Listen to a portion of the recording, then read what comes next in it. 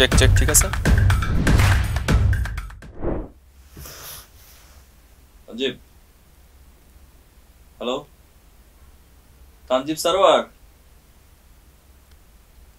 দাদু কোথায় তুমি আরে এই যে ফোনটা না ধরলো জানো না আমি কত পাঞ্চুয়াল হ্যাঁ কেমন আছেন এক্সাক্ট টাইমে চলে আসছে হ্যালো হে গাইস এটা এটা এখন এটা ওই এটা প্লিজ তানজিব সারোয়ার তোমার কি নামে ডাকতো সবাই এমনি সবার একটা নাম থাকে না তানজিব স্যার তানজিব বলে এটা তানজিব তানজিব আছে আমাদের সাথে খুব মানে একটা ভাব নিয়ে নিলাম অলরেডি ইভান আমার আগে থেকে অনেক পরিচিত এই জন্য কিছু বলতেছ না মানে আমি বলতেছি না জনপ্রিয় টনপ্রিয় কিছু লাগে না আমি জনপ্রিয় না দুষ্টামি করি ইভানের নিমন্ত্রণে এই অনুষ্ঠানে সংবাদ প্রকাশের ইউটিউব চ্যানেল এবং ফেসবুক পেজ থেকে আপনাদেরকে আমন্ত্রণ জানাচ্ছি আমি ইভান আমার নিমন্ত্রণে আজকে আমাদের সাথে একজন মানুষ আছেন যাকে ব্যক্তিগতভাবে যারা চেনেন তাদের মানুষ হিসেবে ভাল লাগে যারা তার গান শোনেন তার গান শুনতে ভাল লাগে এবং যারা তার বিভিন্ন ফটোজ দেখেন তারা বিশেষ করে নারীরা তাকে আসলে অন্যভাবে তাকে ভাল লাগে মানে ক্রাশ যে শব্দটা অনেক বিশেষণ দিয়েছি তিনি আমার সাথে আজকে যে গল্পগুলো করবেন সেই গল্পগুলো আমরা একেবারে যে অনুষ্ঠানের উছিলায় যেরকম প্রশ্নোত্তর করি তা না আমরা আড্ডা দিব সেই মানুষটা হচ্ছেন Tanjib Sarwar get up brother good morning good morning to good afternoon good afternoon good night আচ্ছা গুড নাইট বললে বিদায় বিদায় লাগে কেন ধরো গুড মর্নিং বললে সকালবেলা আমরা যদি গুড মর্নিং হয় রাতে দেখা হলে কি আমরা গুড নাইট বলতে পারি না গুড নাইট আসলে যে ঘুমানোর আগে লাইট অফ করার আগে আমি সাধারণত ছোটবেলা থেকে মুভি টুভিতে দেখে আসছি তো যে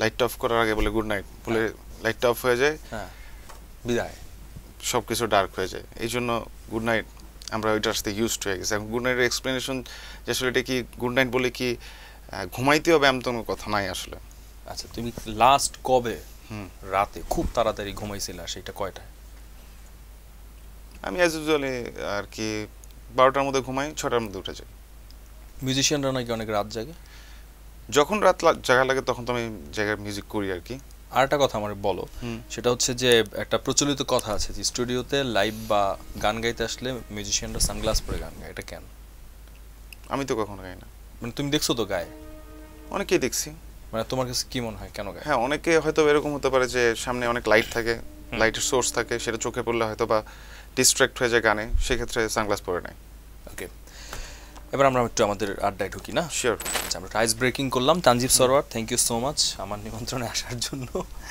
আমি শুরুতে কথা বলবো তুমি বেড়ে উঠেছো যেখানে ঢাকাতেই বেড়ে উঠেছো সেই বেড়ে ওঠার মেমোরিজ স্পেশালি স্থানগুলোকে নিয়ে মানে কোথায় কোথায় তোমার খেলার মাঠ বা খেলার জায়গাগুলো কেটেছে আড্ডার জায়গাগুলো কেটেছে তুমি গল্প করতা বা স্কুল পালিয়ে যেতা সেই রাস্তা সেই নদী সেই জায়গাগুলোর কথা একটু শুনি আসলে ছোটবেলা থেকে আমি ঢাকাতেই বেড়ে উঠেছি আর আর আমার আড্ডার প্লেস যদি বলি আমার এলাকা ধানমন্ডি কলাবাগান আর হচ্ছে সোবানবাগ রাজাবাজার শুক্রাবাদ তল্লাবাগ ধানমন্ডির অনেক নাম্বারে আমি আড্ডা দিতাম 9-এ 10-এ এরকম জায়গায় এছাড়া আশপাশের এরিয়া যদি আড্ডা দিই মোহাম্মদপুরে দিতাম মাঝে মাঝে মিরপুরে দিতাম সো ওইখানকার সব জায়গার ফ্রেন্ডসদের সাথে আমার আড্ডা হতো বাট বেশিরভাগ আড্ডা আমার হতো সোবানবাগে ওইখানটা আমার এলাকার ঠিক অপোজিটে আর খেলার কথা যদি বলি ছোটোবেলায় আমরা দেখতাম যে হরতালের টাইমে আমরা রাস্তা অফ করে ক্রিকেট খেলতাম বা ফুটবল খেলতাম খালি রিক্সা দেখলে বলতাম এটা যাওয়া যাবে না যদি রিক্সা প্যাসেঞ্জার থাকতো বলতাম সেটা পাস হতে পারবে তো এটা করতে করতে আমরা ইউজড হয়ে গেলাম তারপর আমরা চিন্তা করলাম যে হরতাল ছাড়াও তো আমরা চলে এটা পারি তো হরতাল ছাড়া এটা শুরু করে দিলাম আচ্ছা অনেক ছেলে পান পরে তো যখন একটু ম্যাচে উঠলাম চিন্তা করলাম না এটা রাস্তাটা বন্ধ করতে হরতাল ছাড়া এটা হচ্ছে ডলফিন গলি কলাবাগান ডলফিন গলির একটু ভিতরের সাইডে পুরো একটা রোডের ডলফিন গলি একটা মিল ঘর ছিল আমাদের অনেক পুরানো ডলফিন গলিতে বের হলি মিল ঘরের বয়স কম করে হলো 40 ইয়ার্স ওল্ড সো ওইটার সামনে আর কি আমরা ছোটবেলা থেকে ওইটা দেখে বড় হয়েছে আর কি যে ওইখানে চাকরি করে তাকেই বলছে আপনি কত বছর বলছে আমি 35 বছর আমার আগে কে ছিল আমি জানতাম না তো ওই জায়গাটার সামনে আমরা খেলতাম ওই পাশের বিল্ডিং এই পাশের বিল্ডিংয়ের যত ফ্রেন্ডসরা ছিল স্কুল ফ্রেন্ডসরাও ছিল এলাকার ফ্রেন্ডস সবার সাথে আমার মিলেমিশে একসাথে আর কি ক্রিকেট ফুটবল এগুলো করতাম আর আরেকটা বিষয় ছিল আমার এই ফ্ল্যাটের আগে আর কি এই বিল্ডিং বাসাটার আগে এটা যখন কনস্ট্রাকশনের কাজ চলতেছিল তখন আমরা একতলার একটা বাসা নিই সো ওই বাসায় অনেক ধরনের গাছপালা ছিল, হুম। লাইক অবাক করার বিষয় ঢাকার মতো জায়গায় ওইখানে তেজপাতা গাছও ছিল, আচ্ছা, আম গাছ, হ্যাঁ, কামরাঙ্গা গাছ, তারপর হচ্ছে নারকেল গাছ, মানে কি বাগান বাড়ি টাইপের ছিল? পুরা বাগান বাড়ি টাইপের, অনেক বড় স্পেস নিয়ে করা। এখনো এটা কনস্ট্রাকশনের চোখে পড়ে নাই, নাহলে ওটা অনেক বড় একটা লাভজনক মানে building। এখনো বলতে তুমি এখনো ওরকম আছে? এখনো সেম, ওকে, মিলঘরটাও আছে। ওকে, সো ওইখানটাই বের ওঠা, তো আলহামদুলিল্লাহ যত ফল টল বৃষ্টি বাদল হলে পড়তো, বাড়িওয়ালার ছেলে আজ পর্যন্ত কোনোটাই নিতে পারেনি, সব আমিই নিয়ে নিতাম এখান থেকে, যা পাইতাম আমিই নিয়ে আসতাম, ও উপরে থেকে নামার আগেই দেখতো এটা নাই। সো এরকম দুষ্টামি আমি প্রচুর করতাম। দেখা যায় আন্টি আঙ্কেল সবসময় একটা টেনশনে থাকতো, কোন সময় চালে উঠবে, বল পারবে, গ্লাস ভেঙে ফেলবে, তো এগুলো আমার আমার দৈনন্দিন একটা দুষ্টামির পার্ট ছিল। তো এটা তো ঢাকাতে বড় হওয়ার মধ্যেও তুমি একটা গ্রামীণ ফ্লেভার হ্যাঁ হ্যাঁ, ট্রু পাইছো। ট্রু। তো আর মানে এমনিতে তোমার গ্রামের বাড়ি, দাদা বাড়ি বা গ্রামে একটা ব্যাপার থাকে না যে নদীতে গোসল করা বা ধান ক্ষেতের মধ্যে দিয়ে যাওয়া, হ্যাঁ, বা নৌকায় চড়া, মাছ ধরা, জাল ফেলার একটা প্র্যাকটিস করা বা গাছের উপর দিয়ে লাফ দেয়া, এরকম গ্রামীণ স্মৃতি আছে কিনা? ট্রু, কোনোটাই বাদ নাই। আমি যদি বলি আমার এলাকা হলো দক্ষিণবঙ্গে, সো ওইদিকে নদীমাতৃক এলাকা যেহেতু, সো পানির সাথে একটা সম্পর্ক গড়ে উঠেছিল। তো আমি খুব কম দেশের বাড়ি যাইতাম। দেখা যায় তখন আব্বু যখন ওই অঞ্চলে একটা জায়গায় মেয়র ছিল, তখন আমার বেশিরভাগ যাওয়া আসা পড়তো ছুটিতে, হ্যাঁ, ছোটোবেলায়। যেহেতু তখন আমি ছোট অনেক, আমাকে রেখে তো আর ঢাকায় একা রেখে যাবে না আমার ফ্যামিলি। তো আমার বড় বোন আম্মু ছিল, আব্বু দেখা যায় আমাদের যাওয়ার ব্যবস্থা করে দিত, আমরা এখান থেকে চলে যেতাম। গিয়ে ওইখানে যে কালচারটা আছে ওইটার সাথে আমি খুব ভালো মিশতে পারতাম আর কি। আচ্ছা, অনেক আছে ঢাকা দিয়ে গেলে হঠাৎ করে ঢাকা এসে যারা গ্রামে যায়, তারা গ্রামে গিয়ে ভাব করে গ্রামের কিছুই চিনে না তারা। ও মা, এটা চালতা তো চিনি, মাই গড, এটা কি মাছ, এটা, ও চিনি না, খাই না, কিন্তু খেয়েই গেছে কিন্তু এগুলো। আমি গিয়ে দেখা যায় যে আমি আসলে এসব রিড করতে করতে গেছি যে চালতা কিভাবে খায়, এগুলোর উপরে একটা ইন্টারেস্ট ছিল আমার।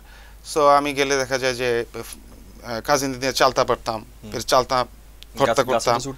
হ্যাঁ, ওই গাছ না, স্ট্রেট গাছে উঠতে পারতাম, বেকা ছাকা গাছ যেগুলো সিঁড়ির মতো ওগুলো দিয়ে উঠতাম। তারপর মাছ ধরতাম জাল দিয়ে, বড়শি দিয়ে জীবনে মাছ উঠে নেয় আমার হাতে। জাল ফেলতে পারো? না, জাল ফেলতে পারি না। তারপর হচ্ছে মাটির চুলা বানাইতাম, পিকনিক করতাম। তারপর আমাদের যখন 21শে ফেব্রুয়ারিতে আমরা স্তম্ভটা তৈরি করতাম, সবাই মিলে ফুল দিতাম। সো এইরকম অনেক মজা আমি করছি। কাদায় নেমে দেখা যায় এক সাইডে জাল একজন ধরছে, আরেক সাইডে জাল ধরে আমরা মাছ ধরা ট্রাই করতাম। ওগুলোর সাথে ইউজ টু ছিলাম। যে তো আব্বু আমাকে এইভাবে বড় করছে যে তুমি যত হাই সোসাইটিতে যাও, যেখানেই যাও, তোমার যে রুট সেটা কখনো ভুলবো না, সেইটার সাথে ইউজ টু হইতে হবে। আর যত দূরে যাও সেটার সাথে তোমাকে নিজেকে তৈরি করতে হবে। সো আমি ওইভাবেই আমাকে বড় করছি আর কি। ওয়ান্ডারফুল। ঢাকার কথা বললাম, ঢাকার একটা ব্যাপার একটু বলো যে ঢাকা আমাদের সবারই অনেক প্রিয় জায়গা, বা কারো কারো অনেক অভিযোগ আছে ঢাকা নিয়ে, না? তো তোমার তো ঢাকাকে ঘিরে এখন নতুনভাবে মানে বড় হওয়ার পরে ঢাকা সব জায়গায় যাওয়া হয়েছে। ঢাকার কোন ব্যাপারগুলো তোমার অনেক বেশি ভাল লাগে? খাবার হইতে পারে, জায়গা হইতে পারে, এখন বড় হওয়ার পরের কথা বলছি। আর কোন বিষয়টা ঢাকার একদম ভাল লাগে না, মানে মাঝে মাঝে মনে হয় যে না, ঢাকা থাকবো না? না থাকার কখনো আসে নাই, মনে হচ্ছে যে এই ঢাকাটাকে যদি আর একটু মানে আমিও ঢাকার জন্য কিছু করতে পারি, সেটা মনে হচ্ছে। ছেড়ে চলে যাবো এরকম আমি চিন্তা করিনি। বাট থাকে না যে মনে হয় যে রাস্তাটা একটু ক্লিন যদি করতাম, আমরা সবাই মিলে পারতাম। বা আমরা তো সবসময় সরকারকে একটা ব্লেম দিই, আমাদেরও কিন্তু দোষ আছে, নাগরিক হিসেবে আমাদের আমরা পালন করি না। তো ঢাকার যে ব্যাপারটা যদি ভালো বলি, যে ঢাকার মানে ফ্যাসিলিটিস যদি বলি আমি, হসপিটালের ফ্যাসিলিটিস, এডুকেশনাল একটা ব্যাপার। তারপর হচ্ছে আসলে রাজধানীতে কিন্তু রাজারাই থাকে, ঠিক আছে, এটা একটা আমাদের প্রবাদ আছে। সো এইখান থেকে যে জিনিসগুলো আমরা শিখতে পারবো, বাট এইখানে যে স্ট্রাগলটা, এই স্ট্রাগলটা যেভাবে আমরা নিতে পারবো, তাইলে আমরা অনেক দূর আগাতে পারবো।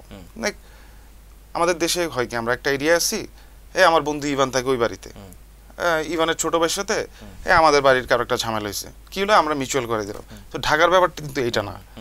পাশের ফ্ল্যাটে যে আছে আমরা তার সম্পর্কে কিছু জানি না, সে কে আসলে, তার বাড়ি কই, সে কোথা থেকে আসছে। সো এই যে কমিউনিকেশন গ্যাপটা, এটা অনেক বেশি ঢাকা। আগে একটা জিনিস হইতো, মানে আমি তোমার কথা একটু বলি যে আমাদের এলাকায় তো মানে রাতে লোডশেডিং হলে সবাই এক হয়ে যেত, সবাই উঠানে এক হইতো, আর কোন বাসায় কে কি রান্না করছে আন্টিরা মায়েরা তারা সেগুলো শেয়ার করতো। এটা ঢাকায় তো নাই। বাট একটা টাইমে ছিল, দেখা যায় যে কোনো একটা অকেশনে সবার বাসায় সবাই খাবার পাঠাইতো। তো ওই টাইমটা কিন্তু ঢাকায় আমি পাইছিলাম, কারণ হচ্ছে আমার যে এরিয়াটা, এখানে লাইক আমাদের যে গলিটা এখানে আজকাল দোতলা বিল্ডিং ছিল, 80s এর যে লাল কালারের ইটের দোতলা বিল্ডিংগুলো, ওগুলো বেশিরভাগ এখনও আছে আমাদের এরিয়ায়। তো ওগুলাতে হয় কি অল্প কিছু মানুষ কিন্তু আমাদের পরিচিত ছিল। এখনও কোরবানি বা কোরবানি গরু জবাই দেওয়ার সময় বা ঈদ উল ফিতরের সময়, ঠিক আছে, দেখা যায় যে ওই গোটা কয়েক মানুষের ফেসগুলো কিন্তু আমরা দেখি, বাকিরা তো অস্থায়ী লোকজন। যারা স্থানীয় আমরা কিন্তু সবাই সবার সাথে দেখা করি, কিন্তু আগে রেগুলারই এটা দেখা হইতো, এখন এটা মিস করি অনেক। ঢাকার কোন জায়গাগুলো তোমার ভালো লাগে? ঢাকার সংসদ ভবন খুব ভালো লাগে আমার। আচ্ছা, সংসদ ভবনের সামনে গল্প করতে, আড্ডা দিতে সময়? না না না, সংসদের ভিতরের এরিয়াটা, আচ্ছা, ভিতরের এরিয়াটা আমি যখন ঘুরতে যাই, রিসেন্টলি ঘুরতে গেলাম, সো বললাম তো আমার ফ্যামিলি পলিটিক্যাল ব্যাকগ্রাউন্ড, তো আমার ওখানে যাওয়া হয় প্রায়। আর হচ্ছে গিয়ে ঢাকা ইউনিভার্সিটির ভিতরে যে একটা পরিবেশ, ওইটা খুব সুন্দর লাগে আমার। জাহাঙ্গীরনগর, এটাও খুব ভালো লাগে। আর হচ্ছে গিয়ে আরও যদি উল্লেখযোগ্য জায়গা বলি, একসময় ছিল বসুন্ধরা সিটি, কারণ আমার বাসার একদম কাছে, বাট এখন এই পরিবেশটা নাই, অনেক বেশি মানুষ, অনেক বেশি গ্যাদারিং। আমাদের টাইম অনেক ফাঁকা ছিল, এবং ধানমন্ডি লেকও আমার খুব ফেভারিট ছিল একটা ছিল, মানে এখন নাই। এখনো আছে, বাট এখন আগের মতো না। আগের মতো নাকি, এখন পরিবেশটা অনেক বেশি গ্যাদারিং থাকে, অনেক বেশি মানুষ, পরিচিত মানুষ যে কই খুঁজেই পাই না আর। ট্রু। আর আমাদের টাইমে ছিল কি একদম আশপাশের এলাকার গোটা কয়েকটা গ্রুপ ছিল, যারা আমাদের নিজে চিনতাম, হয়তো কথা বলতাম না, কিন্তু ফেসে চিনতাম। তো এই ব্যাপারগুলো আর পাওয়া যায় না। এখন দেখা যায় যে অনেক গ্যাদারিং, আর আমরা অনেক ব্যস্ত হয়ে গেছি, ওই বয়সটাও নাই যে বয়সটা এখন তারা এনজয় করতেছে। হয়তো বা তারা ফাঁকা পাচ্ছে না, বাট এনজয় তো করতে পারতেছে। তোমার পুরান ঢাকা? ও, পুরান ঢাকা অসাধারণ একটা জায়গা। পুরান ঢাকার যে ঐতিহ্যবাহী খাবারগুলা, ওগুলো অসাধারণ লাগে। পুরানো ইটের যে বাড়ি, ওগুলো আমাকে খুব টানে, আমি খুব পছন্দ করি দেখতে। ওগুলো ইটের বাড়ি, কোনোটা অনেক পুরান, কত বছর আগের, ওইটা সম্পর্কে জানা, এগুলোর প্রতি আমার খুব ইন্টারেস্ট। ঢাকার জ্যাম? ঢাকার জ্যামকে অনেক ভালো লাগে, এখন ইউজড হয়ে গেছি। এখন ঢাকার জ্যাম আসলে ইউজড হয়ে গেছি এখন, মানে জ্যামে না পড়লে, ওই দিন জ্যামে পড়ি নাই। তো আমার একটা প্রোগ্রামে দাওয়াত দিছে, যে গান বাংলা তাপস ভাইয়ের প্রোগ্রাম, ফ্যামিলি প্রোগ্রাম তার। সো এটা পুলিশ কনভেনশনের পাশে বোরাক টাওয়ারে এটা অনুষ্ঠিত ছিল। সো আমাকে বলছে যে তানজিব 9:30 পরে আইসো তুমি, কারণ 9:30 আগে অনেক ফর্মালিটিস গ্যাদারিং থাকবে। তো আমি করছি কি, ঠিকই 8টার সময় রওনা দিছি, কারণ আমি জানি ওই পর্যন্ত যেতে চাই।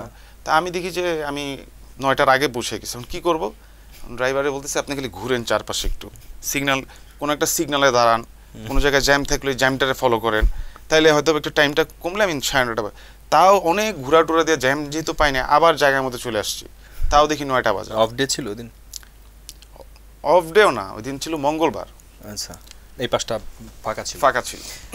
মানে এরকম সবাই তাড়াতাড়ি চলে আসলে তাদের অ্যাওয়ার্ড দেওয়া উচিত। বাই দ্য ওয়ে, অ্যাওয়ার্ড বলতে তোমাকে কনগ্রেচুলেশনস, তুমি রিসেন্টলি একটা অ্যাওয়ার্ড পেয়েছো, best singer of the best singer.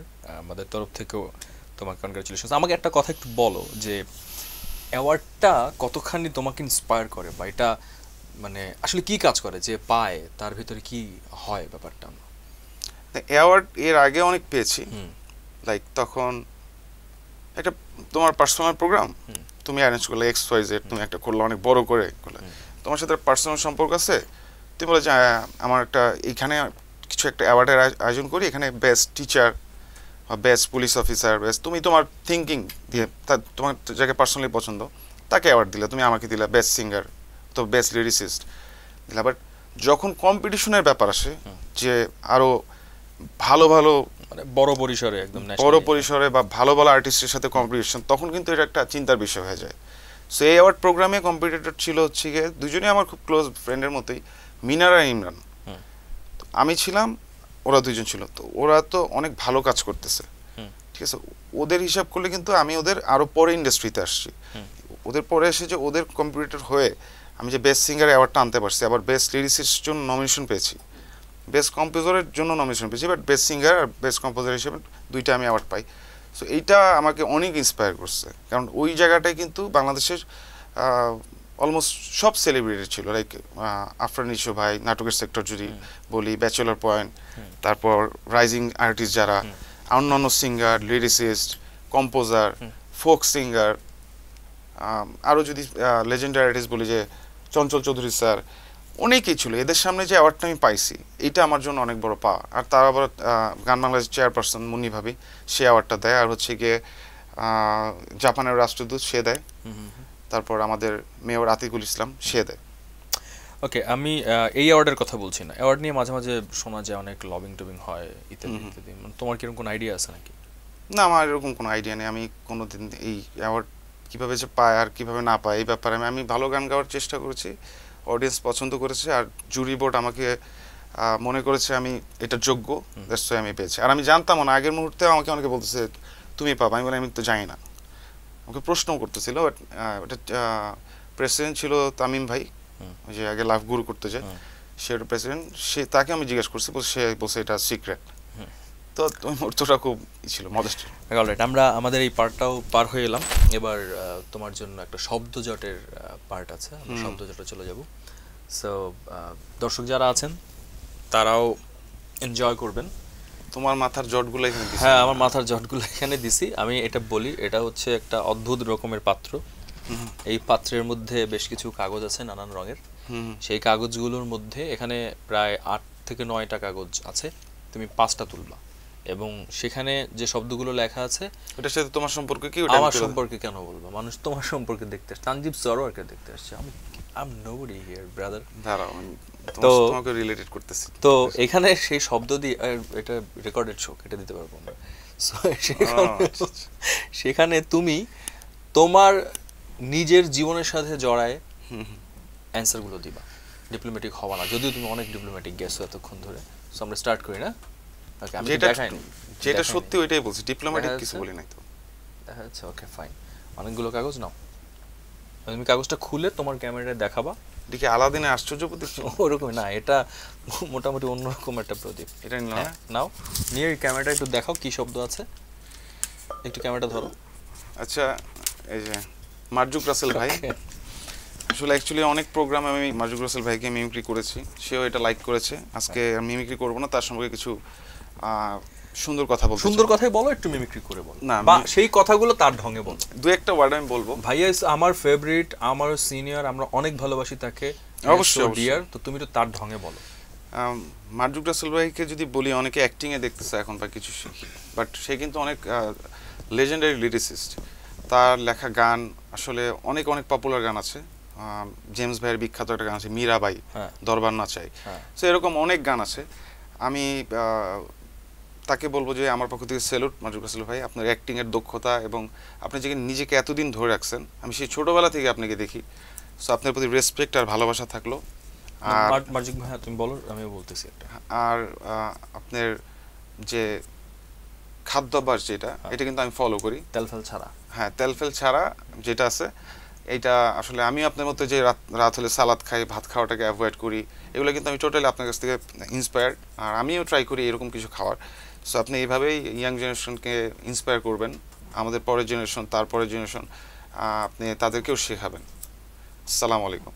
আর ভাইয়ার একটু মিমিক্রি করেই দেখাই। হ্যাঁ অবশ্যই। ওই আমি একটা তাকে মানে স্ক্রিপ্ট লিখছি, বাট তার লাইফের কোনো নাটকের কোনো পার্ট না। তার ছেলে আইসা মার্জুক রাসেল ভাইরে বলতেছে, আরে ভাইয়া আপনি আমার দোকানের নামটা কপি করছেন কেন? ভাইয়া বলতেছে, ওই বেটা কই কপি করলাম বেটা, আন্তা যে কথা গছ মাথা মোতা। না ভাই, আপনি আপনি সত্যি করে বলেন ভাই, আপনি আমার নামটা কপি করছেন কেন? কই কপি করলাম, আজীব তো। কারে যে হাত মার্কা দিছেন? কারে বেটা তোরটা তো ডাইন হাত, আমারটা বাম হাত। ঠিক আছে না? এটা আমি স্ক্রিপ্ট করছি ভাইয়া, এটা আপনাকে গিফট করে দিলাম। আপনি লাগলে এটা মার্জুক ভাইয়ের কাছে জন্য উৎসর্গ করে দিলাম, পৌঁছে যাবে। Gift from Tanjib Sarwar. তুমি আর কাকে এভাবে মিমিক্রি করতে পারো? আর কাউ আমি পারবো না। একটু একটু বলো না। হ্যাঁ, যে কেউ বলো, মেক ইট ফান। অনেক কি তো পারি, বলো না, কয়েক 2-3 জন বলো। মনে করতে হবে এখন, এটা আগে থেকে বলতে আমারে মানে একটু একটু মনে করো, এখন অসুবিধা নেই। মনে করলেই তো হবে না, এটা তো মানে ভিতরে আনতে হবে। তাকে আমরা পরের শেষে আমি লাস্টে যদি মনে পড়ে। আচ্ছা ওকে, হ্যাঁ আমরা এটাতে থাকলাম। আল্লাহ জানে কি না কি, আল্লাহ জানে। ধরো দেখো, ব্রেকআপ। ক্যামেরা দেখি আমরা ওটা দেখি। Breakup breakup breakup. হ্যাঁ, ব্রেকআপের কথা যদি বলি, আমার স্কুল লাইফে একটা প্রেম ছিল একদম, যখন স্কুল লাইফ থেকে কলেজ লাইফ, দেন যখন ক্যারিয়ার স্টার্ট করি, তো ব্রেকআপটা এমন না যে আমাদের মধ্যস্থ কোনো কারণে হয়েছে। ব্রেকআপটা হয়ে গেছে, ওর আব্বু ওকে বিয়ে দিয়ে দিচ্ছে। আর ওই মুহূর্তে বিয়ে করার যে একটা ম্যাচিউরিটি ওটা আমার ছিল না। তো এখন আসছে তো মাশাআল্লাহ। আমি এখন পার হয়ে যাচ্ছে। তো ওই সময় ম্যাচুরিটি ছিল না, এখন যখন ভাবি তখন মনে পড়ে আর কি ব্যাপারগুলো। স্বাভাবিক, ফার্স্ট লাভ কেউ কোনোদিন ভুলে না। তো ওর বাবা অনেক ভালো মানুষ ছিল, ওর মাও ভালো মানুষ ছিল। ওর মা কিছুদিন আগে ইন্তেকাল করছে, তার মাফকে কামনা করি। আর একটা ভালো টাইম ছিল, অনেক কিছু শেখার হয়েছে ওইখান থেকে, জানার হয়েছে। মানুষের লাইফ এরকম আসে, তো আল্লাহ তাকে ভালো রাখুক সেই দোয়াই করি, এটাই বলবো। আমি জানতে চাই মানে ব্রেকআপ হওয়ার পর ওই সময় তোমার অ্যাক্টিভিটিস গুলো কি ছিল? ব্রেকআপ হওয়ার পর এটা গানের সাথে কোনো, গানের উপরে কোনো প্রভাব পড়ে নাই, বাট অনেকদিন আমি একটু স্টাক হয়েছিলাম যে এটা কি হলো আমার লাইফে বা কিছু। বাট তারপরে আমি ক্যারিয়ারের প্রতি এত ফোকাস হয়ে গেছিলাম, আমার ওই টাইমটা যে স্ট্রাগল করা লাগছে, সো ওই জিনিসটা আর কি তখন আমার মাথায় খুব কম আসতো, কম ঘোরাঘুরি করতো। বাট দিন শেষে যখন আমি একা থাকতাম তখন দেখা যায় আমি এটা নিয়ে ভাবতাম। এটা যেহেতু তোমার ক্যামেরা, যাদের ব্রেকআপ হয় বা এই কষ্টে আছে তাদের জন্য তানজিব সরোয়ার কিছু বলবে কিনা তোমার ক্যামেরায় তাকাই বল। আসলে ব্রেকআপের ব্যাপার তো বললামই, যে ব্রেকআপটা ওইভাবে হয় নাই, মানে বিয়ে করে ফেলছে বা এরকম কিছু এইভাবে। আর এটা স্কুল লাইফের প্রেম, এটা আমি ম্যাচিউর থাকলে হয়তো অনেক ডিসিশন আপনাদের দিতে পারতাম তখন। বাট এখন যদি বলি, এখন আমি হলো ক্যারিয়ারের দিকে ফোকাস, আমি হচ্ছে গিয়ে আমার গান নিয়ে ফোকাসড, আমার কাজ নিয়ে ফোকাস। আর বিয়ে শাদী হচ্ছে আল্লাহ তাআলার উপর ছেড়ে দিলাম। আর ব্রেকআপ যদি হয়, ব্রেকআপের পিছনে পড়ে নিজের ক্যারিয়ার বা লাইফ নষ্ট করো না, নিজে হার্ডওয়ার্ক করো। আর লাইফে সাকসেসফুল হলে তোমার লাইফে ভালো কেউ একজন অবশ্যই আসবে, বাট নিজের পায়ে দাঁড়াতে হবে, অন্যের উপর ডিপেন্ডেন্ট হয়ে হবে না। সো এইটাই বলবো, আমি চেষ্টা করেছি নিজের পায়ে দাঁড়ানোর। আর হচ্ছে বাবা মার দোয়া অবশ্যই কাজে লাগাবা। মেইন কথা হচ্ছে তাদের ডিসিশনও তোমার লাইফে একটা ইম্পর্ট্যান্ট ব্যাপার। এই তো, আমি সত্যি খুব ইন্সপায়ার্ড হইলাম, আমার মনে হইতেছে তোমার বিয়ের বয়সটা পার হয়ে যেতেছে। ওকে, পরেরটা চলো। কয়টা মোট বলো কয়টা? যে কালারটা 5টা, মাত্র 2টা গেছে। অ্যাওয়ার্ড অলরেডি আমি বলে ফেলছি, এবার একটু অ্যাওয়ার্ড নিয়ে ভিন্নভাবে বলো কিছু। কোন অ্যাওয়ার্ডটা তুমি আসলে পাইতে চাও? বেস্ট সিঙ্গার অ্যাওয়ার্ড পেয়ে গেছি, এটাই তো চাওয়া পাওয়া ছিল। এর আগে real heroes best singer last year পেলাম না, এটাও তো লাস্ট ইয়ার, মানে রিসেন্ট তো। Best singer of the year real heroes যেটা পেলাম, সেইটা আর হচ্ছে গিয়ে সিজেফজি গান Bangla sponsored and TM records sponsored, এইটা পেলাম। আর হচ্ছে গিয়ে তার আগে এশিয়ান মিউজিকের অ্যাওয়ার্ড পেলাম বেস্ট সিঙ্গারের। আর এইবারেরটা বিষয়টা একটু ডিফারেন্ট, কেন একই গানের জন্য 3 ক্যাটাগরিতে নমিনেশন পাওয়া। তা বেস্ট লিরিসিস্টের জন্য কবির বকুল স্যারের সাথে আমার আর কি নমিনেশনটা পাই ছিল। তো এইটা আমার জন্য পুরস্কার, এটা আমি বলবো না নমিনেশন, নিশ্চয়ই এটা আমার জন্য পুরস্কার, কারণ তার মতো একটা লেজেন্ডের সাথে আমি নমিনেশন পেয়েছি।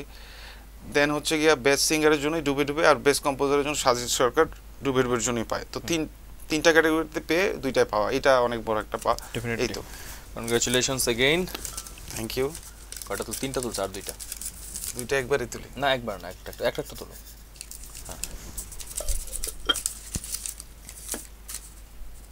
এটা দেখি ক্যামেরায়, দেখি ক্যামেরায় দেখি। না, এটা ফালাই দিই না, ফালাই দেওয়া যাবে না, আমি দেখি, আমি তাহলে দেখি, আমাকে দেখতে দাও। আমি বলতেছি। ওকে, বলো। বরিশাল। ওকে, বলো। হ্যাঁ, বাংলাদেশের একটা বিভাগ বরিশাল। এটা বরিশালের ভাষায় বলো, বরিশালের মানুষ খুশি হবে। আমি যদি কইতেছে বরিশাল আমার খুব ফেভারিট একটা জায়গা, এই জায়গাটা আমি ভালোবাসি, মন দিয়ে ভালোবাসি। তো কিল্লিকে কইতেছি, বরিশালে পরপর অনেকগুলা প্রোগ্রাম করলাম। কিছুদিন আগেই বাকেরগঞ্জে প্রোগ্রাম করে এলাম, মনটা ভালো হয়ে গেল। আর ওই জায়গার যে চেয়ারম্যান বা যদি কই মেয়র সাহেব লোকমান হোসেন ডাকুয়া স্যার, সে আইসা দেখা করিয়ে গেছে, খুব ভালোবেসে গেছে। আমার সেখানকার যে ওসি, সেও অনেক ভালোবাসছে, কারণ সে ছিল আমাদের থানায় এক সময়কার ওসি। তো ভালোবেসে একদম মনটা ভরিয়ে গেছে। আর প্রোগ্রামটা ছিল গার্লস স্কুলে, তো যারা মাইয়ারা ছিল হেরা টোটালি পুরা খুশিতে ভরে গেছে। আর একটা কথা, একটা জিনিস যদি শেয়ার করি, বরিশালে আমি যখন স্টেজে গান গাইতেছি, তখন ওসি স্যার স্টেজে উঠছে, ওইটা কিছু বাবা মাইকটা একটু দাও। আমি গান মাত্র শুরু করছি, লাইক তুমি না ডাকলে আসবো না, এর মধ্যে মাইকটা নিয়ে বলে বাবা একটুখানি কিছু মনে করি না। আমি কি, তুমি তখন বলো না কে বলছেন? না আমি বলছি জি, খাদিজা নামের একটা মেয়ে হারাই গেছে, তারে যদি পাইয়া থাকো তাইলে প্রিন্সিপাল ম্যাডামের সাথে যোগাযোগ করবা, ঠিক আছে? কেউ দুষ্টামি করবা না, গেটের বাইরে যাবা না। না সরি। দূরের আকাশ নীল থেকে লাল। আমি আবার কন্টিনিউ করলাম গান। তো আবার উনি স্টেজে দাঁড়ায় সে আঙ্কেল হয়, আমার খুব আদর করে আমার ই করতে। তো মানে সে তার তো রেসপন্সিবিলিটি হচ্ছে যে মেয়েদেরকে হেফাজত করা। সে তখন ওইটা না চিন্তা করে যে গান কি হচ্ছে না হচ্ছে, মাইকটা নিয়ে নিছে। আমি কিন্তু হাতে এরকমই ছিল, তো দেখি মাইক নাই, কারণ এমনভাবে টান দিচ্ছে এইভাবে করে, ওয়্যারলেস মাইক্রোফোন তো তারটা তো আটকাবো, তারও আটকানি, নিয়ে চলে গেছে। আমি তো এইভাবে করেছি। তো এটা অদ্ভুত একটা ব্যাপার ছিল। পাওয়া গেছে তো শেষ পর্যন্ত খাদিজাকে? হয়তো বা পাওয়া গেছে, অবশ্যই। ওকে, লাস্ট ওয়ান। স্ট্রাগল কথা আর কি বলবো।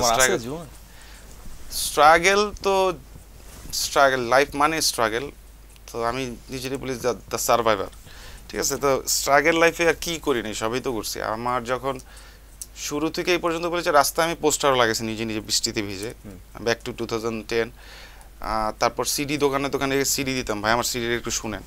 কারণ তখন হচ্ছে আমার আব্বু মেয়র থেকে ফল করে সে রিটায়ারমেন্টে চলে গেছে। টানা 2 বার মেয়র ছিল, আমাদের পজিশন অনেক ভালো ছিল। বাট আব্বুর যখন খারাপ মুহূর্তগুলো আসতেছে, আমার ভালো মুহূর্ত তৈরি হইতেছে। সো আমি যখন প্রথম অ্যালবাম রিলিজ করি, তখন তো আমাকে কেউ চিনে না, লাইক আমি একটা নতুন নিউ কামার। সেখান থেকে একটা স্পন্সর খুঁজে বের করি অনেক কষ্ট করে। সে আর প্রথম অ্যালবাম যে কম্পোজারের কাছে আমি টাকা দিয়েছিলাম, সে টাকা পাওয়ার পর, অ্যাডভান্স পাওয়ার পর, আমার 4 বছর পর আমার অ্যালবাম দিয়েছিল। 4 বছর তার পিছনে ঘুরছিলাম। সো এইখান থেকে আমাদের যখন গাড়ি টাড়ি বিক্রি করে দেয়, সব কিছু বিক্রি করে দেয়, এইখান থেকে আমি হাঁটতে হাঁটতে গুলশান যেতাম, মানে ভেঙে রিক্সায় করে। সো এরকম স্ট্রাগল অনেক ছিল আমার লাইফে, অনেক করছি। এখন হয়তো বা দেখলে বলবে যে না, হুট করে দেখলে মনে হবে যে না কি আর স্ট্রাগল করছে। বাট এরকম অনেক স্ট্রাগল আছে। কিভাবে কি স্ট্রাগল দরকার আছে লাইফে, খুবই দরকার আছে। আচ্ছা তানজিব, একটা ব্যাপার আমাকে একটু বলো, যে তোমাকে নিয়ে মানুষের 3-4টা ধারণা যেগুলো একদম ঠিক না, এরকম কি? মানুষ সবসময় বলে, হইতে পারে যে তুমি অনেক রাগী, অনেকে বলে, বা আমি একটা উদাহরণ হিসেবে বলতেছি, এরকম 3-4টা ধারণা বা এরকম কোনো ধারণা আছে কিনা? 3-4টা না, মানে যেটা আসলে ঠিক না। ভাবে অনেক রাগী আমি, রিজার্ভ, কথা কম বলি, হাসাহাসি করি না, দুষ্টামি করি না। এটা ফিক্সড? হ্যাঁ, এটা ফিক্সড। ক্যামেরা এই ফিক্সড হবে? এইটা হাসো। হ্যাঁ, হাসো। ফিক্স কি তোমার দিকে না ক্যামেরা? ক্যামেরার দিকে। এই যে হাসো। হাসতেছো না তুমি? আর কি আসবো, এমনি হাসি। ওকে, তার মানে রাগী এই ধারণাটা ঠিক না। এর সত্য কথা, যারা তানজিবের সাথে আসলে মিশবে তারা বুঝতে পারবে। আমিও তো বহুদিন ধরে আপনার পুরোটা এমন এরকম, বাট মেশার পরে বোঝা যায়। অবশ্য আমার কাছে মনে হয় যে এটা তোমার মুডের উপর ডিপেন্ড করে। মুড না, এখন মানে একটা জায়গায় গেলাম, এখানে আস্তে আস্তে দেখা যায় যে কথা বলতে বলতে যখন সবার সাথে একটা আন্ডারস্ট্যান্ডিং তৈরি হয়ে যায়, একটা হাই হ্যালো করা সময় লাগে, কিছু বাচ্চাদের লাগে না? না না না, কোলে যেতে সময় লাগে না, হাই হ্যালো করাটা এক জিনিস। যেমন ওনার সাথে বললাম, হাই ভালো আছেন ভাই, এটা বললে তো ওনার সাথে আমি 10টা ফান করতে পারবো না, কারণ উনি কোন ভাবে নেয় এটা। এখন যদি উনি দেখে যে ছিল আমার মতো, আমি তখন ফানের অন্য লেভেলে চলে যাই আবার, ঠিক আছে? ওকে, এইটা আচ্ছা, আমরা এখন একটু অন্য লেভেলে যাব, ডিপ্লোম্যাটিক হওয়া না প্লিজ। হ্যাঁ, ঠিক আছে। র্যাপিড ফায়ার, আজীবন যা হয়েছে তাই, একেবারে নতুন কোনো কিছু করতেছি না। বাইরে যাবা না তুমি, ওইটাই জিজ্ঞাপা। র্যাঙ্কিং করবা হচ্ছে অ্যাজ এ সিঙ্গার হিসেবে তোমার কাছে পার্সোনালি ভালো লাগে, র্যাঙ্কিং করবা। তাহসান, হাবিব, হৃদয় খান, আসিফ আকবর, ইমরান, মিনার। আবার বলি, তাহসান, হাবিব, হৃদয় খান, আসিফ আকবর, ইমরান, মিনার। অ্যালবাম বের করবা নাকি? মিক্সড অ্যালবাম বাইরে ভালোই হইতো। চরম, তাহলে আমার নামটা বলতা। তানজিব স্যার। আচ্ছা, হ্যাঁ, এখন কি জানতে চাও?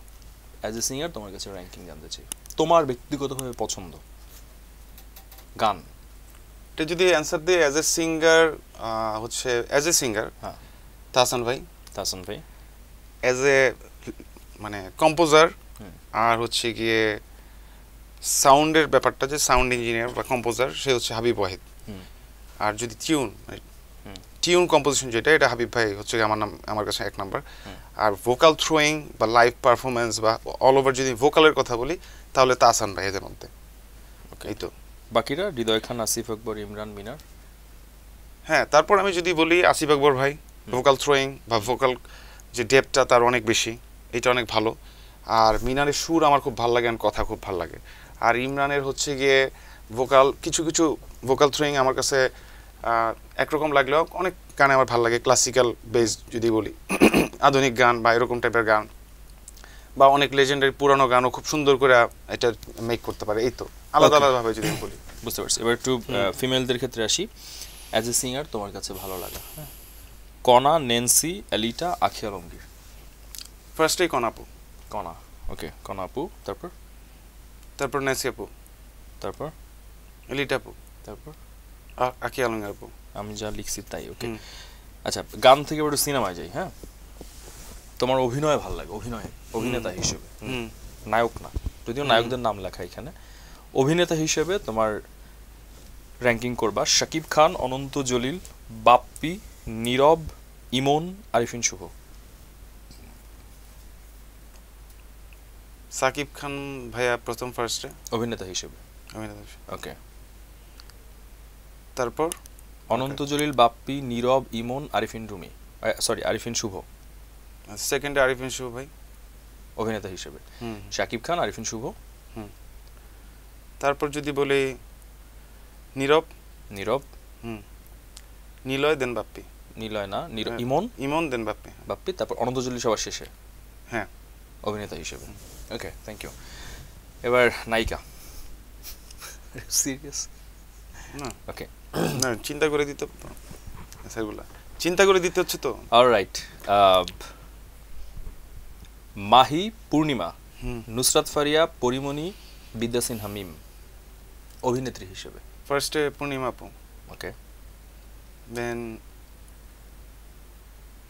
মাহি। অভিনেত্রী হিসেবে, ওকে। নুসরাত ফারিয়া, পরিমণি, বিদ্যা সিনহা মিম। দেন বিদ্যা সিনহা মিম, তারপর নুসরাত ফারিয়া, তারপর পরিমণি এদের মধ্যে সবার শেষে। আমি তাদের অ্যাক্টিং পার্সোনালি ভাবে দেখি নাই, আমি যতটুকু সম্পর্কে ধারণা আছে, কারণ আমি পূর্ণিমার কাজ বেশি দেখছি, ওকে। যাদের কাজ দেখা হয়েছে তাদেরকে নিয়ে আমি বলতেছি। তুমি নুসরাত ফারিয়ার কাজ, বিদ্যা সিনহা মিমের কাজ দেখছো?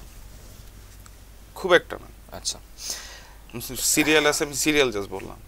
আচ্ছা, এবার নায়ক নায়িকা তো হইল, ভিলেন নিয়ে কথা বলি। ডিপজল, মিশা সওদাগর, ডন, কাবিলা। অ্যাজ এ ভিলেন হিসেবে ফার্স্ট টাইম মিশা সওদাগর ভাইয়া। ও আচ্ছা, সরি দীপজল ভাই। ডিপজল, এটা তুমি তো মিমিক্রি করতে পারো ডিপজল ভাইকে। ওরকম পারি না এখন, পারবো, একটু শুনতে হবে, অনেকবার শুনলে। ওকে, হ্যাঁ, চলো। তারপর মিশা সওদাগর ভাইয়া, হ্যাঁ, কাবিলা, তারপর হচ্ছে ডন ভাই। নাটকে আসি। হিরো।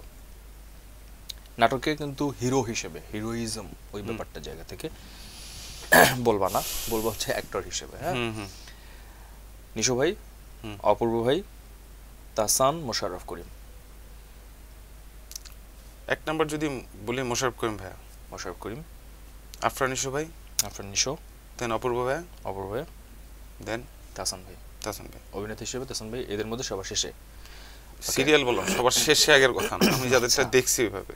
ওকে, নায়িকা। কারণ আমি যারটা দেখি না, আমি তার কয় নাম্বারে দিব। এখন একটা মানুষ আমার গান শুনে নেই, সাপোজ, আচ্ছা, তারা জিজ্ঞেস করলে কয় নাম্বার মার্কিং দিবেন, আমি তো জানি না সে কি করে। ওকে, তুমি তাহসান ভাই নাটক দেখো নাই? খুব কম দেখছি।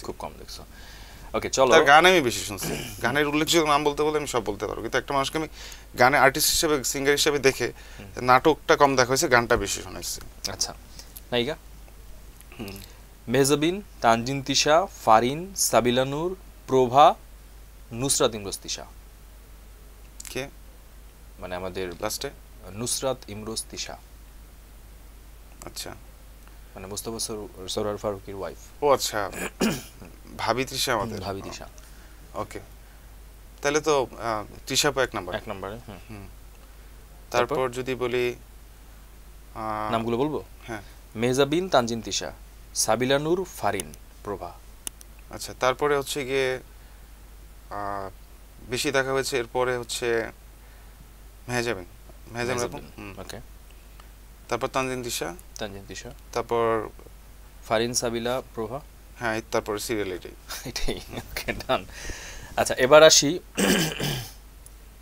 তোমার ব্যক্তিগত একটু জায়গাতে আসি, যে তুমি গান গাচ্ছ, অ্যাওয়ার্ডও মাশাআল্লাহ পেলা, জনপ্রিয়তাও পাচ্ছ, অভিনয় করবা? মিউজিক ভিডিওতে তোমাকে যদিও অভিনয় করতে দেখা যায়, র্যান্ডম অভিনয় করবা কিনা? এখন অভিনয়টা আমার দেখতে হবে, মানে আমার কিছু মানে এটা নিয়ে অভিজ্ঞতা নিতে হবে আর কি। ছোট একটা গল্প করলাম নিজেরা যে এটার মধ্যে অ্যাক্টিং করতেছি, কেউ আমার সামনে তার একটা কোনো রোল প্লে করতে হলো, সেগুলো প্র্যাকটিস করে করে যদি দেখে, অনেকেই বলে আমি এটা ভালো পারি, মানে যখন ক্লোজলি কারোর সাথে আমি মিশি তখন তার সামনে আমি অনেক কিছু অ্যাক্টিং করে দেখাই। এখন এই জিনিসটা ক্যামেরার সামনে যে বের করে আনবো, এখন গান গাইতে গাইতে অথবা গানের মিউজিক ভিডিওতে আমি এটা পারি, বা এটা মানুষ গ্রহণ করেছে, বা যারা সিনিয়র তারাও এটা অ্যাকসেপ্ট করেছে, বাট অ্যাক্টিং এর ক্ষেত্রে আমি এটা কতটুকু পারবো, এটা যখন আমি প্র্যাকটিস করে দেখবো যে আসলে এটা আমার পক্ষে সম্ভব। তোমার আসলে ইচ্ছেটা আছে, যদি হয় তুমি করবা? অবশ্যই করব। ওকে, ওয়েব ফিল্ম করার ইচ্ছা আছে। তানজিব সরোয়ারকে আমরা সামনে অভিনয় পেতে যাচ্ছি ইনশাআল্লাহ। কিন্তু গানের পাশাপাশি, নট অভিনয়ের পাশাপাশি গান হবে না, গানের পাশাপাশি অভিনয়। মানে গান প্রথম প্রায়োরিটি, অভিনয় দ্বিতীয়। ওকে তানজিব, কেমন লাগলো ইভানের নিমন্ত্রণে এসে? খুবই ভালো লাগলো। ইভান তো আমার অনেক আগের ফ্রেন্ড আর কি, আমাদের পরিচয় অনেক বছর আগের, কাজের চেয়ে আমাদের আড্ডা বেশি হয়েছে, তো আজকে কাজের সাথে সাথে আড্ডা হয়ে গেল। কিন্তু আমরা মনে করে আসলে মিমিক্রির জায়গাটা যাব। আমার একদম লাস্ট সেগমেন্ট যেটা, যেহেতু তুমি সংবাদ প্রকাশে আসছো, দেখো সংবাদ প্রকাশ, তুমি এখন সিরিয়াস হয়ে গেছো। আমার একটু এই প্রসঙ্গটা খুব সিরিয়াস। হ্যাঁ, এই প্রসঙ্গটা খুব সিরিয়াস। তুমি একজন শিল্পী হিসেবে, আর্টিস্ট হিসেবে একটা নিউজ পোর্টালের কাছ থেকে বা একটা সংবাদপত্রের কাছ থেকে কি ধরনের সংবাদ আশা করো শিল্পীদেরকে নিয়ে? কি ধরনের সংবাদ তোমাকে নিয়ে, দুইটা বলবো হচ্ছে শিল্পীদেরকে নিয়ে একটা কি ধরনের সংবাদ প্রকাশ হওয়া উচিত, যেটা তোমার মনে হয় না, আর তুমি আমাদের এখানে এসে, এই সেটে এসে যদি সংবাদ প্রকাশ তোমাকে নিয়ে, নতুন কোনো সংবাদ প্রকাশ করতে চায়, আমাদেরকে তোমাকে নিয়ে প্রকাশ করার জন্য একটা সংবাদ দিয়ে যাও, মানে কি সংবাদ প্রকাশ করতে পারি সামনে? ভালো সংবাদ প্রকাশ করবেন আমাকে নিয়ে। কি তোমার বিবাহ? না না, আচ্ছা, সেটা হচ্ছে আমার নতুন আপডেট, গানের আপডেট, মিউজিক ভিডিওর আপডেট, বা ওভিসি টিভিসি যেগুলো আমি করি, বা বাইরের দেশের বাইরে কনসার্টের আপডেট, এগুলা আমি অবশ্যই দেওয়ার চেষ্টা করব। আর হচ্ছে যারা এটার দর্শক বা পাঠক পাঠিকা আছে, তাদের সবাইকে আমি বলবো যে ভালো সংবাদের সাথেই থাকুন। শিল্পীদেরকে নিয়ে কি ধরনের সংবাদ আশা করো এরকম হওয়া উচিত? শিল্পী তো শুধু গানের শিল্পী না, সব রকম শিল্পীকে নিয়ে আমি যেটা বলি যে সব রকম শিল্পীর যে নতুন নতুন, মানে বলবো যদি গান হয়, নাটক হয়, বা টেলিফিল্ম হয়, অথবা ওভিসি টিভিসি বা মডেলিং, র্যাম্প, এগুলো সবাই শিল্পী আর কি যারা, তো এদের নিয়ে ভালো ভালো সংবাদ প্রকাশ করুন। আর হচ্ছে আমাদের সাথেই থাকুন। যদি কোনো আর্টিস্ট বা যে কোনো আর্টিস্ট হতে পারে, আমাদের ক্যামেরার পিছনের আর্টিস্ট, সামনের আর্টিস্ট, সবার পাশে থাকুন সব সময়। সবার যে সত্যিকারের নিউজটা তুলে ধরুন। অনেক সময় দেখা যায় ভালো পজিশনে থাকে না, তার পাশে সব সময় থাকেন, সেটা বলবো। আর যারা দর্শক আছে বা শ্রোতা, পাঠক পাঠিকা যারা আছেন, সবাই ভালো সংবাদের সাথেই থাকুন। ধন্যবাদ, থ্যাংক ইউ সো মাচ। আর আমার গান গাবো তো, thank you so much Tanzib, তোমার জন্য শুভকামনা। তুমি অনেক দিন ভালো থাকো, সুস্থ থাকো ইনশাআল্লাহ, এবং তোমার বাকি জীবনটা অনেক বেশি সুন্দর হোক। আমার এই ফর্মাল কথা বললে খুব হাসি পেয়ে যাচ্ছে, আমি এমনি তোমার শুভাকাঙ্ক্ষী, খুবই ভালো লাগে তোমার আমার। আচ্ছা, আমাদের আজকে এখানে আড্ডাটা শেষ হচ্ছে। বলি ক্যামেরায়, হ্যাঁ আমি একটু বলি সবাইকে বিদায় দিই। হ্যাঁ, ইভান অনেক কাছে মানুষ আমার, আর আমার পক্ষ থেকে ফ্যান্সদেরকে সবসময় স্যালুট, তাদের ভালোবাসা আমি এই জায়গায় আজকে। আপনারা সবাই আমার জন্য দোয়া করবেন, ভালো বাংলা গান শুনবেন। ধন্যবাদ, আসসালামু আলাইকুম। ওর কথা ধরেই বলি, আসলে মানে একটা সময় ঈদ আসলে আমরা সবাই গান শুনতাম, বাংলা গান এখন সবাই শুনছে, কালচার শুরু হয়ে গেছে মাশাআল্লাহ, এটাকে আরো ক্যারি করে নেন। আর শুধু তানজিব সরোয়ারকে সামনে রেখে সেটাই বলবো না, আরো অনেকেই ভালো যারা গাইছে, সবার ভালো গানগুলোকে আমরা প্রমোট করতে পারি। আপনাদেরকে আরো এরকম অতিথি উপহার দিব ইভানের নিমন্ত্রণে, এই অনুষ্ঠান নিয়ে আপনাদের সাথে থাকবো। আমাদের সাথে থাকেন এবং খুব ভালো থাকেন, আর এই সময় নিজেদের দিকে খুব বেশি খেয়াল রাখেন। তানজিব, একটা গান তো শোনাতেই হবে। আচ্ছা ঠিক আছে, আমি একটা গান করছি, রিসেন্ট যে গানটার জন্য অ্যাওয়ার্ড পেয়েছে এই গানটি করার চেষ্টা করছি। তুমি না ডাকলে আসবো না, কাছে না এসে ভালোবাসবো না, দূরত্ব কি ভালোবাসা বাড়ায়, নাকি চলে যাওয়ার বাহানা বানায়, দূরের আকাশ নীল থেকে লাল, গল্পটা পুরনো। ডুবে ডুবে ভালোবাসি, তুমি না বাসলেও আমি বাসি। ডুবে ডুবে ভালোবাসি, তুমি না বাসলেও আমি বাসি। Thank you. সংবাদ, ফিচার ও অনুষ্ঠানের জন্য ভিজিট করুন সংবাদ প্রকাশের ওয়েবসাইট এবং যুক্ত থাকুন ফেসবুক পেজ ও ইউটিউব চ্যানেলের সঙ্গে।